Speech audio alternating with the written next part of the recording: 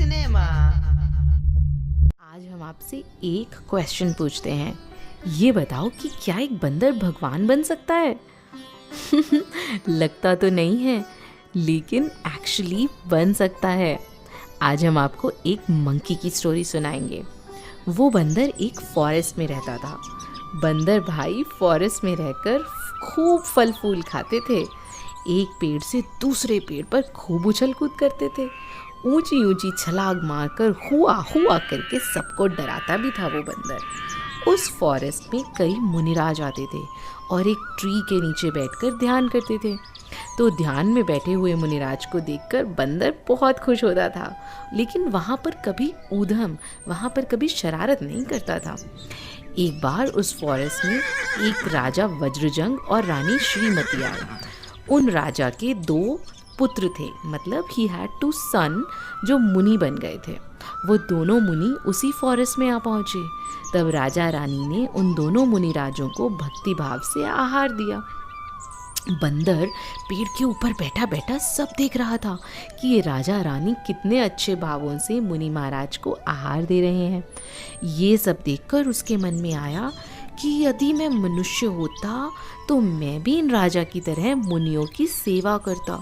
लेकिन देखो, मैं तो एनिमल हूँ, मैं तो पशु हूँ। मेरा ऐसा फॉर्चून कहाँ कि मैं मुनिराज को आहार दे सकूँ। आहार दान के बाद वे मुनिराज उपदेश देने लगे। राजा रानी उनका उपदेश सुन रहे थे और बंदर भी दोनों हाथ जोड़कर मुनिराजों की वंदना कर रहा था और वहाँ बैठा बैठा उपदेश सुन रहा था।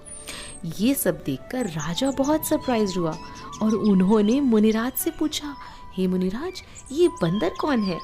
मुनिराज ने कहा, राजा, ये बंदर पूर्व जन्म में नागदत्त नाम का एक बनिया था।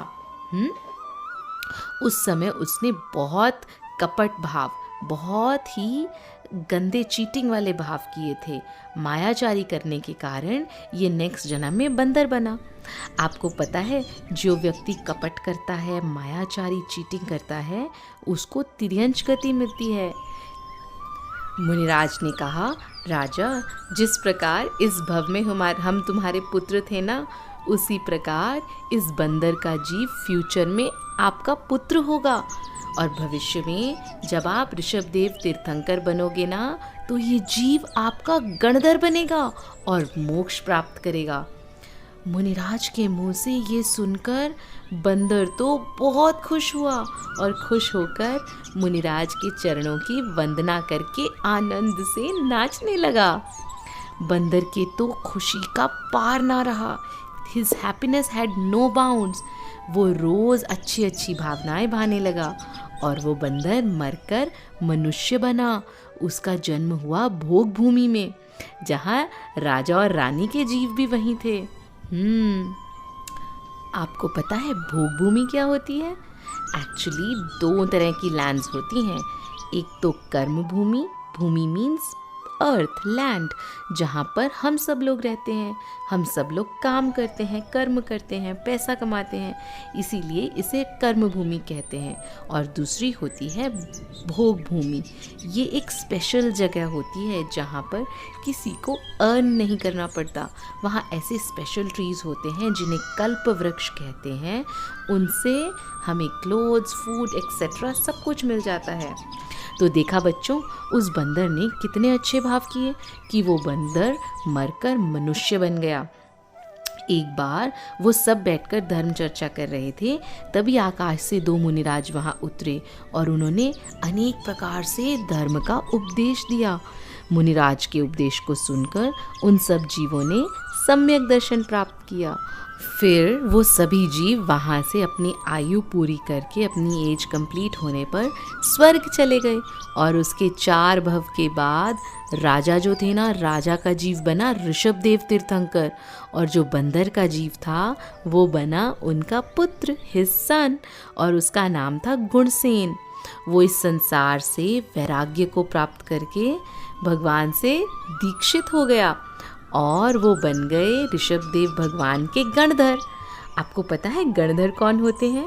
गणधर स्पेशल मुनि महाराज होते हैं। उन्हें 63 रिद्धिज होती हैं, स्पेशल पावर्स। वो कभी आहार नहीं करते। भगवान का उपदेश सुनकर उससे वो द्वादशांग वाणी में कंपाइल करते हैं। They make 12 parts of the Jinvani और उसी बर्थ से मोक्ष भी प्राप्त करते हैं। तो गुणसेन ने भी तपस्या करके केवल ज्ञान प्रकट किया और फिर मोक्ष प्राप्त किया।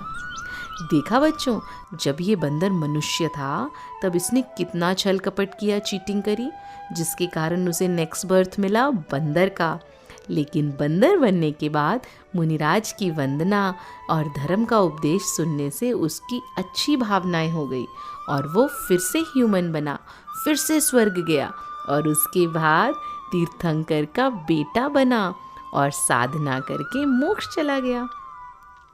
आप सभी भी प्रॉमिस करो कि आप कभी भी चीटिंग नहीं करोगे, हमेशा अच्छी अच्छी भावनाएं ही भाओगे और धीरे धीरे मोक्ष प्राप्त करेंगे।